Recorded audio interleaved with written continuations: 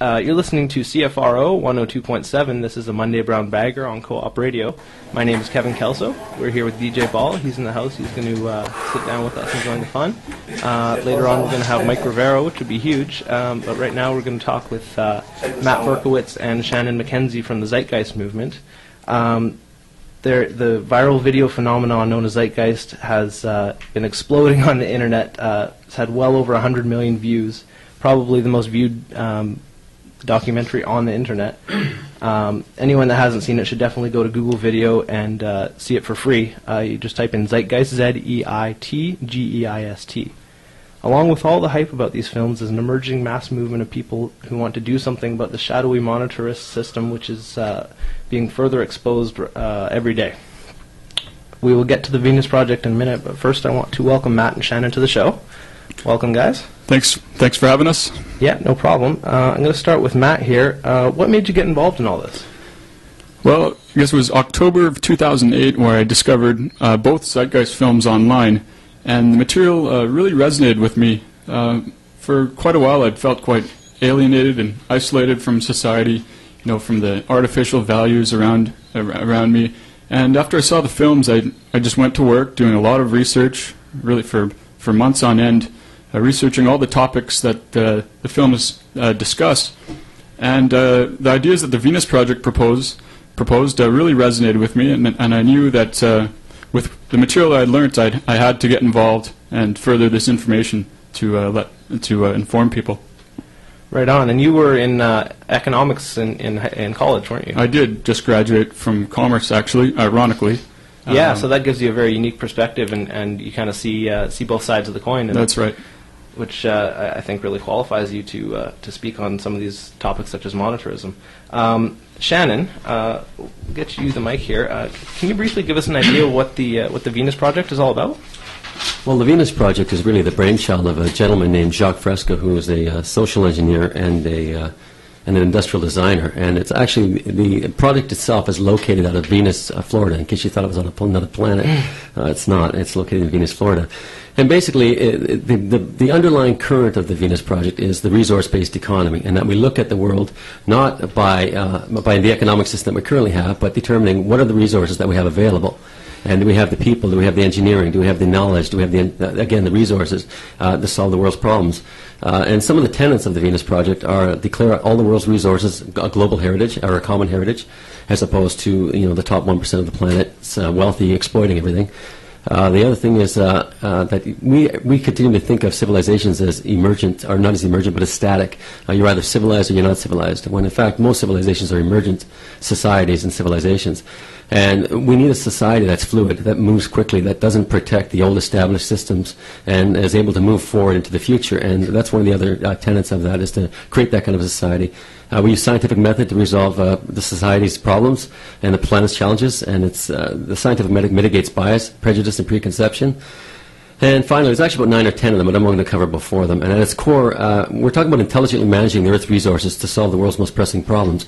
Most of these issues are technical in nature. They're not political problems. And we've developed a political system to solve them, and that's not working. Absolutely correct, yeah.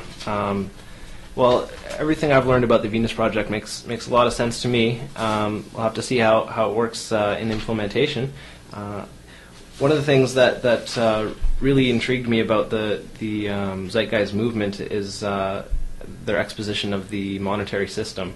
I'm always amazed at the disparity between what the public knows about how the system works and how it actually works. I mean, people don't really know how money is created, where it comes from, or how this works and who it benefits. They think it benefits them, but it's pretty far from the truth. I'm going to ask Matt. Can you try to explain how this works to the audience, and sort of in layman's terms? Yeah, there's probably 2 avenues I can go there. The first would be the actual mechanisms that guide how the monetary system works. With fractional reserve banking, how money is created. Most people really have no idea, and it really starts when in the U.S. or any country, with their central bank, they sell bonds to the governments. Basically, it's created out of thin air. And then this money is deposited into a commercial bank account where it becomes the basis for loans.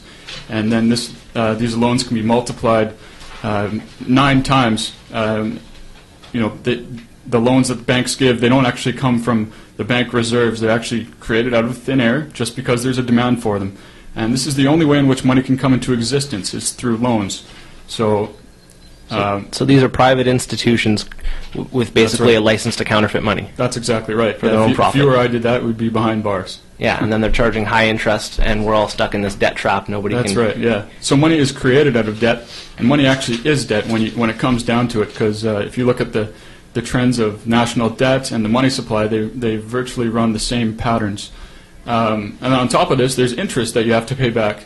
And the money that's created when banks create loans it actually does not create enough to cover the interest outstanding, which means you always have to create more money, always have to have more loans to cover the perpetual deficit which was caused by the interest. So it means inflation is a constant. It means our money is constantly being devalued, and there's basically nothing to keep the government in check from spending more and more money. Yeah, it's a system of exponential growth, which doesn't create any new wealth. At least not by definition. It's not necessary. They prefer if it doesn't, because then there's less money to go around, and more people have to work harder to pay it off. Yeah. The second point, which is probably even more important, aside from these obvious frauds of how the monetary system is structured, we should look at the behavioral and psychological ramifications of money. So, number one would be the mechanism of cyclical consumption, meaning that consumers have to constantly buy things to keep the system afloat. And the consequence of this is that nothing physically produced can ever maintain a lifespan longer than what can be endured by the economy to maintain this cyclical consumption. And what it also generates is tremendous waste. It really is unbelievable how much waste there is out there. Think of how many cars are just sitting in parking lots every day, not being put to use. And then it also creates things like planned obsolescence, how our products are designed literally to break down usually right after the warranty runs out. And so it's basically a giant pyramid scheme that thrives on consumption and greed and waste. That's right. Which cannot continue indefinitely because it's completely unsustainable. It grows so fast. Yeah, it's unsustainable. So there's nothing in our monetary system that is sustainable, because it's not profitable, basically, and also it's not efficient. If it was efficient, the average lifespan of most electronics wouldn't be less than 3 months before they're obsolete. Another major point, which ties into the Venus Project, is that the monetary system produces scarcity. And the monetary system was created in times of great scarcity, when we didn't have the technological and scientific ability to produce enough for people. What this means is that abundance can never occur in a monetary system, because this actually goes against the laws of supply and demand. If a diamond company finds 10 times the amount of diamonds, it makes the price go down. You know that well from your business background. That's right. Yeah. And the realization is that with our science and technology, we actually do have the means of creating abundance all over the world very easily. And this would eradicate all the detrimental consequences, both psychological and structural, that scarcity produces. Another main one is obviously profit, from old free market economists like Adam Smith, who philosophized that self-interest would lead to the socially optimal situation in society. But what usually isn't talked about is that having a society based on competition will invariably lead to strategic corruption, power and wealth consolidation, social stratification, technological paralysis, labor abuse, and a covert form of government dictatorship by the elite. It certainly has. I think there's 3 billion people in the world that are living on less than $2 a day. Exactly. That would tell you Adam Smith was dead wrong, and the British Empire is not doing anything for anyone except the people at the top who control it. Yeah. And one last point to mention is the distortion of values, which might be the most difficult aspect to consider. These things: greed, competition, ego, jealousy, vanity. They're all produced by our system. We're not born with these things. And they're really just distorted byproducts of the monetary system, and they're all continually being reinforced by the scarcity-oriented environment generated by the monetary system. And therefore, we shouldn't be surprised when these are the dominant values that are reinforced in society today. Yeah, it seems to me we have a scientific dictatorship tells us that these things are intrinsic to us, especially this war thing. I don't think war is a part of human nature at all. Definitely not. I wanted to make the comment that a lot of my friends, they had iPods that had a 1-year warranty or whatever, and it seemed like about 1 year and 1 month, and they all went down. Yeah, and then you're thinking about what are you going to do? Oh, guess what? There's a new iPod that just came out. Yeah. Seems to be how the system works. Yeah.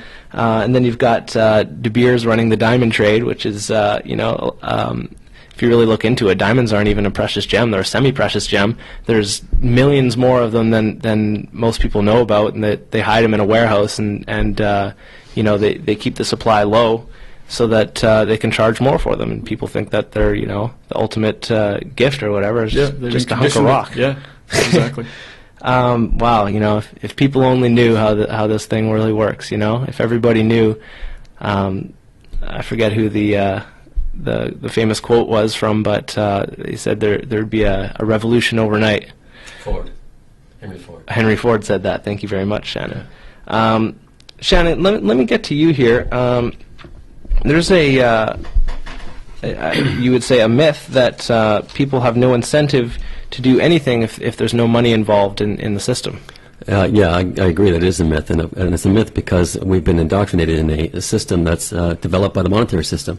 So obviously a monetary system is going to evolve a set of principles that have people believing that I need to make money to enjoy my work. But if you really looked at it, how many people that actually enjoy their work do it for the money? Most of them have a challenge that they find their work is challenging.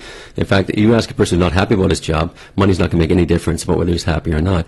Secondly, if you look at almost every invention, every creation that was ever done by any individual scientist, philosopher, whatever you want to do, almost none of them did it for money. How many big and famous people have ever heard say, I do this for free? There's lots of people who do their jobs for the challenge. There's tons of people who do them for a lot of other reasons than money. Money is great if your job is crap. You may as well get some money out of it because you can't get anything else out of it. And one of the tenets of the Zeitgeist movement and the Venus Project is to get rid of those garbage jobs that nobody wants to do anyway. We want to use technology to replace those jobs. So fundamentally, I don't even think greed is actually a normal trace within mankind or a normal trait within mankind. I think these are all conditioned, and they're conditioned by a monetary system. Absolutely, yeah, and I don't get paid for what I'm doing here, and I love it. But everything that I've ever been paid to do, I wouldn't have done it if I wasn't getting paid. I think it was the Zeitgeist movement that brought this to my attention. But something like 50% of Americans surveyed were involved in volunteerism for something like 20 4 hours a week. I think. 4 hours a week, 20 hours a month, something like that, which is just blows my mind in a country like America that's so much wrapped up in this consumerist culture. Oh. I think that kind of gives you an idea of how it would work in a what do you call it, a resource-based society. Society. People would do it just for the honor of. Well, I think you made a good point there when you talked about the United States. The United States has probably one of the lower levels of, certainly in the industrialized world or the first world, has one of the lowest levels of any kind of social services around. So as you can see, as they drop the ball, citizens kick in, they start picking the ball up. And that's true of almost any society. And you find societies where they don't pick up the ball, they usually have a good social system, or relatively good social system, so human beings don't feel the need to necessarily have to do those kind of things as relatively as they do in the United States. So again, without money, if we had no money in the system, there's all sorts of creative ways people would come to the table, and you can build a whole infrastructure based on that. Absolutely. So the Zeitgeist Vancouver group is really expanding fast. What kind of events have you guys held so far, and what has the public response been like? Either one of you. I'm sorry. Yeah. Okay. Go ahead. I'll continue. The question was, it's growing fast, and what have we done so far? Yeah, it is growing very fast. It's growing almost exponentially, really, since we started. We started just over a year ago as a very small group and a couple of coffee tables. And from that, we went on to build websites and devise infrastructure and all sorts of elements involved in it. Over the summer, we sort of honed our skills. We got a table, and we did a lot of stuff locally. We did the Davy Days, we did Car Free Day, we did the Gay Pride Parade, we did Under the Volcano. We got involved in a lot of these different functions, and we presented we had sort of a table there and a tent, and we spread awareness. And that's really our main goal right now, is to spread awareness. We also, on at least once a month, we try to be in front of the art gallery in Vancouver, and we do the same thing there. So in the beginning stages, that's what we're trying to do. We're building infrastructure and we're creating awareness. Currently now we are have grown, well, about a week ago we had a meeting. About a week ago we had 80 people show up at our meeting. That is huge. Yeah, and we started off again with a Facebook page that had very few people on it, and it grew and grew. Maybe we had 30 or 40. Now we have over 160. We've helped with the development of Facebook pages across the entire country in all sorts of cities. They're all in the 200s and 300s. Some of us up as 1,000 members. That's just in Canada. And we've got them in big and small cities alike. And now we're moving into web design and web pages, and we've got those now in 3 or 4 different cities, or 5 or 6 maybe now. And we're helping all those people that had built face pages to develop websites, and we're building core teams across the entire country in big and small cities alike. So that part is growing as well. I'm going to let Matt probably fill in some more other details because he has some things I might have missed. Absolutely. Thank you, Matt. Well, we've been involved in various other media. I've written a couple articles for the Agora. It's a national independent newspaper. That's the agoranational.ca if you want to Yeah, check it out online. There's also 5,000 copies in print every month in Vancouver. Yeah. March 13th and 14th will be Z-Day all over the world.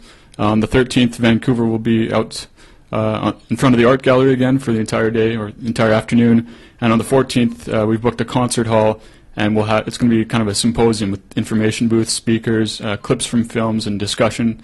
We're trying to make it as interactive as possible. And later down the line, internationally, Peter Joseph is releasing the 3rd Zeitgeist film called Zeitgeist Moving Forward. This should be in October 2010, and it will deal with more aspects about the Venus Project, a resource-based economy, to really try to nail down the points that we're talking about, to show that it is possible, that it's not just some utopian pipe dream or something like that. Furthermore, the Venus Project has announced that they're doing a world tour throughout the rest of 2010, starting right after Z-Day, and Vancouver is aiming to get them here in October as well. Wow, that's very exciting. I had no idea about the 3rd film. When the 2nd one came out, it was timed just perfectly with the beginning of this worldwide economic collapse, and I was very excited by it. And this 3rd one, I can't wait to check it out, because these films is just as high a production value as you can get in a documentary film. There was in Venus, Florida, I believe there was that's where the project began, I guess. Yeah. And was the plan to start like a city? Eventually, right now we have to educate people to Right. show them what is possible, wake them up a bit, because you can't just build a city right now and drop people in with air conditioning. They'd be completely obtuse. They wouldn't know what to do. Mm-hmm. So we are in our infancy state with the Zeitgeist movement, and people are waking up to the Venus Project all over the world. Right when Zeitgeist Addendum was released, the Venus Project absolutely exploded with popularity, and that's one of the reasons why they've announced this world tour that they're going to do. Eventually, down the line, we'll have to start about... Well, first they actually want to make a major motion film, and Jacques, the founder of the Venus Project, has said it will be called And the World Will Be One, and it will show a family in the future, showing the transition of how we got to be there. Because the transition is, there's not a definitive plan because there's too many variables to determine. But eventually we will want to build a research or like a demo city with scientists doing their research to show what is possible, what's the most efficient way to create a city or a global society like this. So you're talking about like a feature film that would be sort of like a fictional representation of what it could be like? Yeah, exactly. Oh, that would be very interesting too. Wow, very cool. So if anyone wants to check it out, it's zeitgeistvancouver.com. Is that right? Zeitgeistvancouver.com is the local site. Beautiful. Yeah. And then there's the zeitgeistmovement.com, which is the international site, and then the venusproject.com.